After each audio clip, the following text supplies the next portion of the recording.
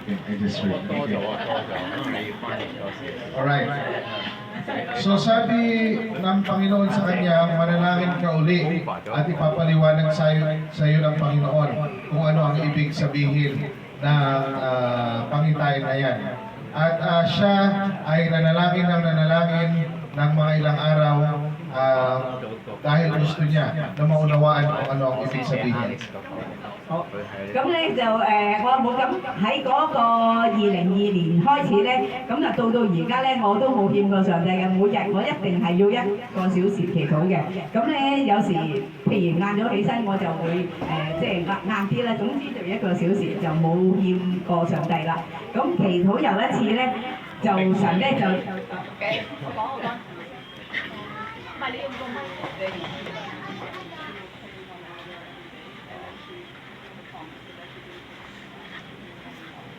Okay, so she promised she will pray 2 hours, 1 hour, but she only pray 2 hours. Okay, so sabi ng Panginoon sa kanya na manalangin siya ng 2 oras. Pero sabi niya, Panginoon, 1 oras lang. Okay. Ito. 好啊，好啊。好，跟住咧就每日1小時祈禱嘅，過咗幾日咧，咁我就諗翻嗰日個畫像耶穌半個捧住嗰啲嘢，嗰啲我話冇重量嗰啲，咁突然間咧神咧就話嗰個係音樂，你要用音樂嚟榮耀我嚇，我唔識喎，因為我冇書讀㗎，我9歲咧先。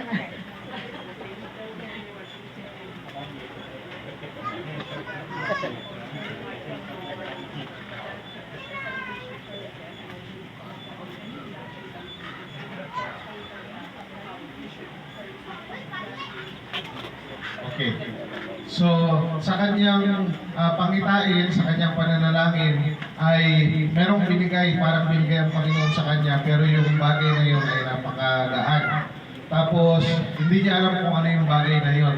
And then, nangusap ang Panginoon sa kanya, sabi ng Panginoon, gagawa ka ng kanta para papurihan ako. Pero sabi niya, Panginoon, hindi naman ako composer, hindi ako marunong gumawa ng kanta. Paano mangyayari yun? 咁我9歲啊，9歲好大個先讀1年班，咁所以咧我因為遲讀書咧，嗰啲比我少嗰啲咧都考得成績好過我，咁我係讀咗5年書，我就冇讀書啦，咁所以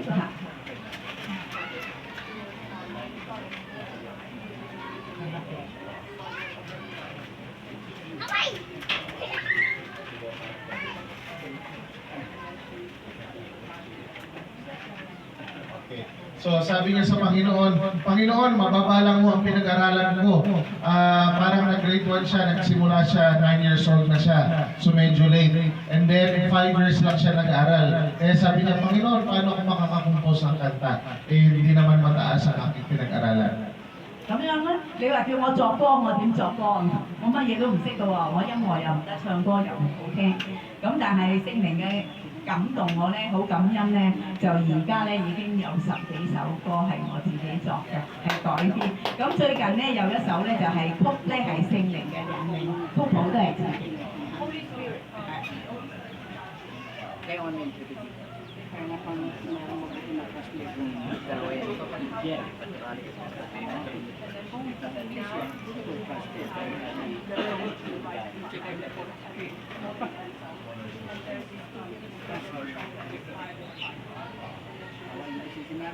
Okay, praise the Lord. So, 5 taon lang ho siya nag-aral, late na nagsimulang mag-aral, pero binigyan siya ng Holy Spirit ng wisdom para magsulat ng mga kanta at sa oras na ito ay nakapagsulat na ho siya, nakapag-compose na ng mahigit ng 10 kanta. Purihin ang Diyos. At yung kantang isi-share niya ngayon ay kinumpose niya. 咁呢啲咧就唔識歌，就係一首歌嚟嘅。咁你哋帶住個綠色鏈咧都有嗰個意思啊，係5種顏色令我哋想起神嘅創造。Pero merong Okay, yung kanta ay patungkol doon sa 5 colors na ito na alam niyo na po yung ibig ibig sabihin. So parang yung meaning ng kanta ay yung kahulugan ay nandito. 而家呢首歌咧就係佢嘅子弟咧一個彈琴一個唱。播出嚟俾你聽係咪？你想播英文 version？咁要得嘅，你好特別。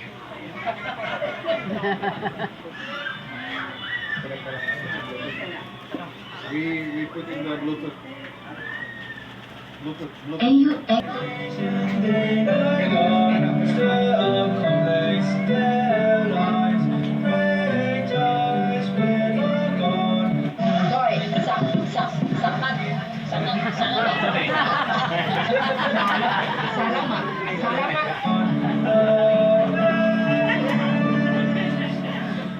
Jesus sacrificed himself, washed our sins with his blood, asked us to repent.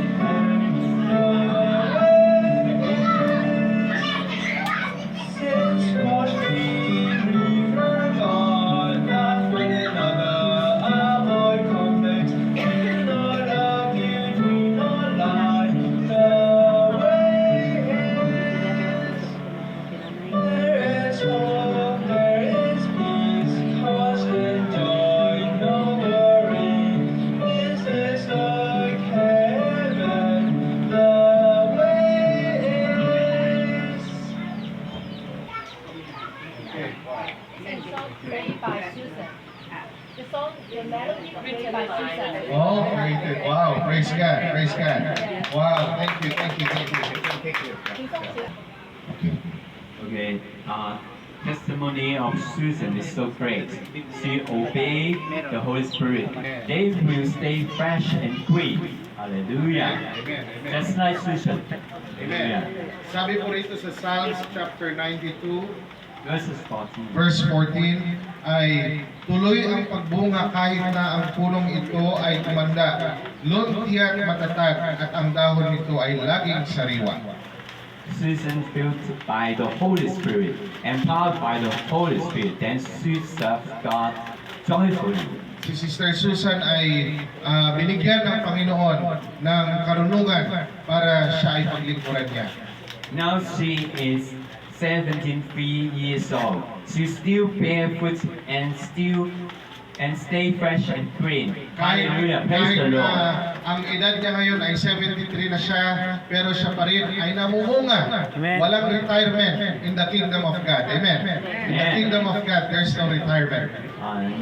Let's read the Bible of Philippians chapter 3 verses 30 to 40. Sabi po, Okay. Brothers and sisters, I do not consider myself yet to have taken hold of it, but one thing I do, forgetting what is behind and straining towards what is ahead. I press on toward the goal to win the prize for which God has called me everywhere in Christ Jesus. sabi po rito sa Filipos chapter 3, verse 13 to 14, mga kapatid, hindi ko ipinalalagay na natupad ko na ang mga bagay na ito. Ang ginagawa ko ngayon nililimot ang nakaraan at sinisikap na makamtan ang nasa hinaharap. Nagpapatuloy nga ako tungo sa hangganan upang kamtan ang gantimpala ng pagkatawag sa akin ng Diyos sa pamamagitan ni Kristo Jesus, ang buhay na hahantong sa langit. The scripture teaches us how to keep fresh and great food. Dito po sa binasa natin ay makikita natin kung paano tayo laging maging sariwa at magkaroon ng tagumpay.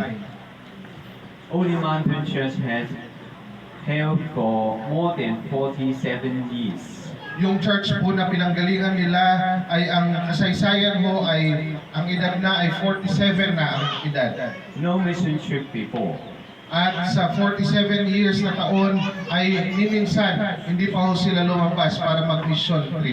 But this year was breakthrough. Purihin ang Diyos dahil ngayong taong ito ay kakaiba, tagumpay sa kauna-unahang pagkakataon.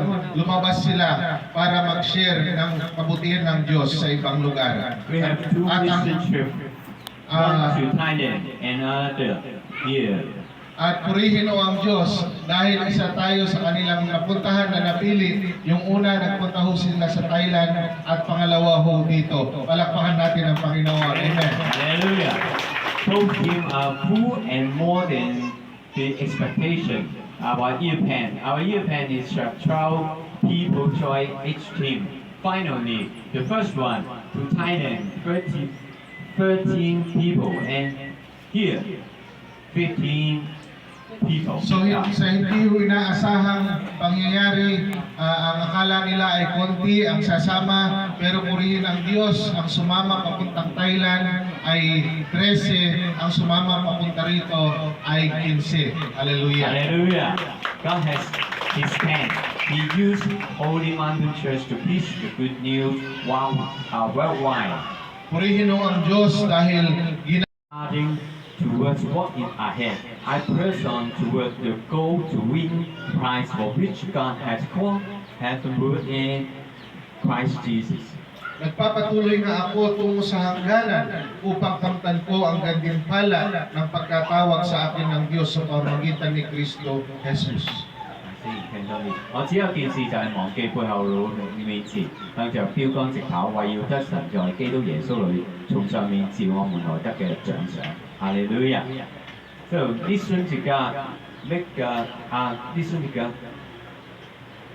We prayed through last year. We listened to God and our church, which brother and sister make a video of testimony and then broadcast their testimony in Sunday service. Hallelujah. Last year, yeah. At nung last year ho, ay nagsimula silang mag-share ng kanilang mga patotoo at yung patotoo ay kanilang i-video at yung video na yun ay i-share nila sa mga iba-ibang kapatiran sa Hong Kong.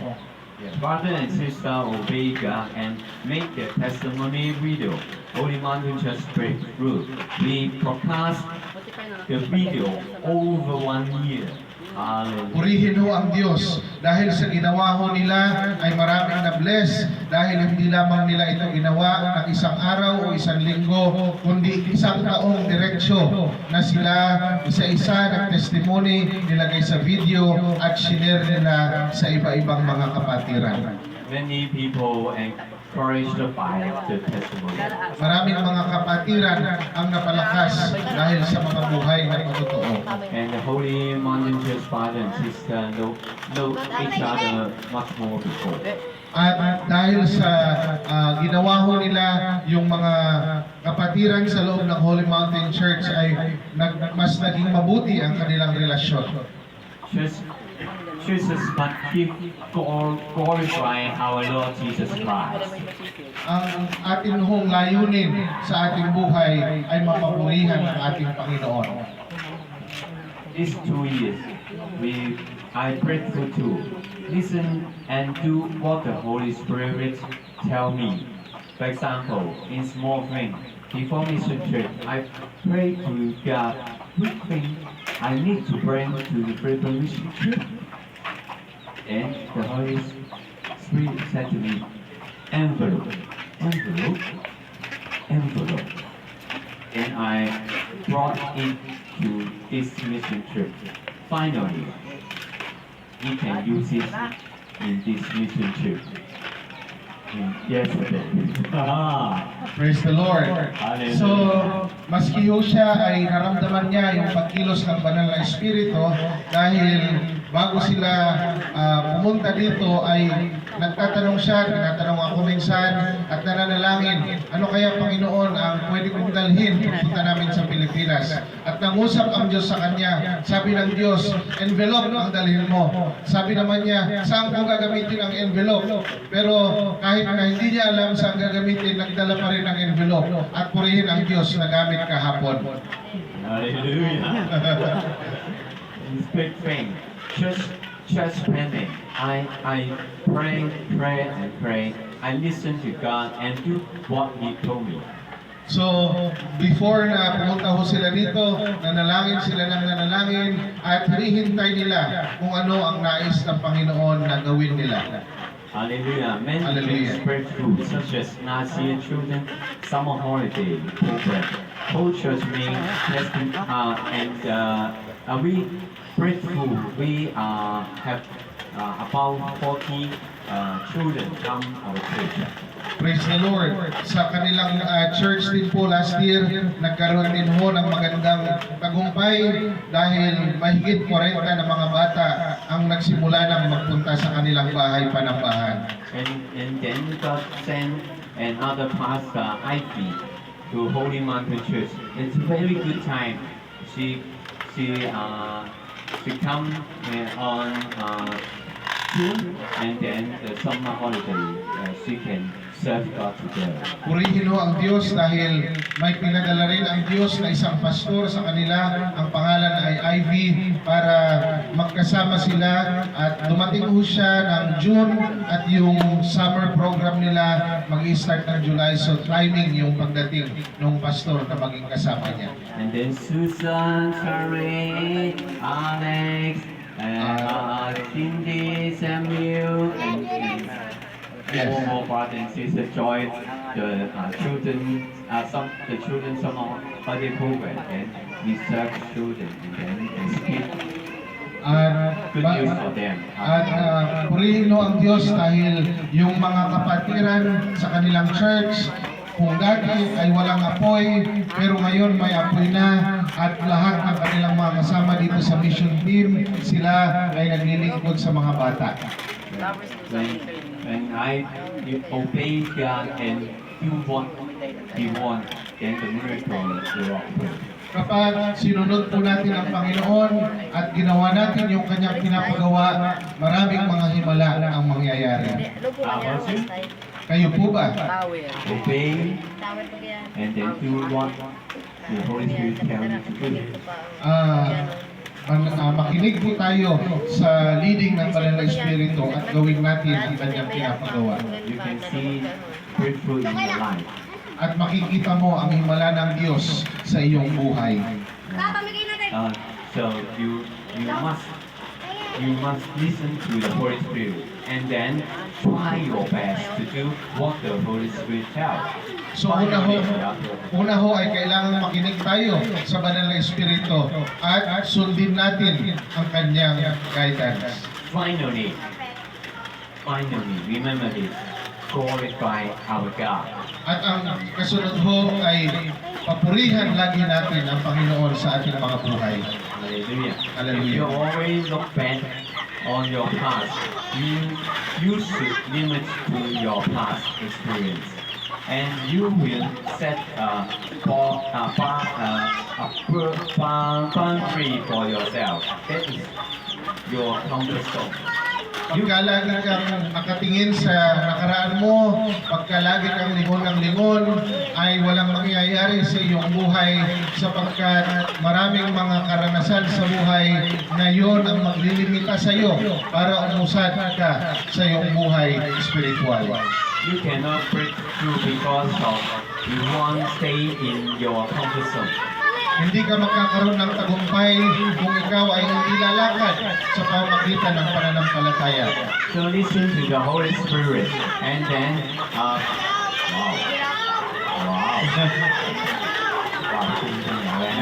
Okay. Hallelujah. So you listen to the Holy Spirit and then obey Him, then follow what the instruction of